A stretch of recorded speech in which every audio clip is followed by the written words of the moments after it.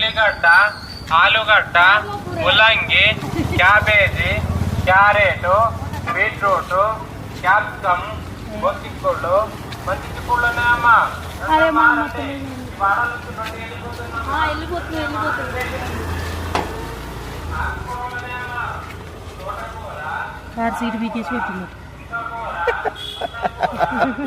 కార్లో కూరగాయలు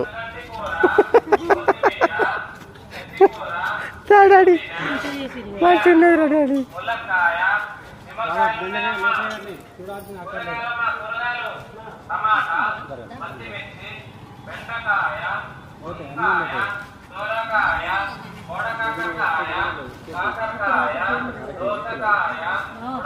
ఓయ్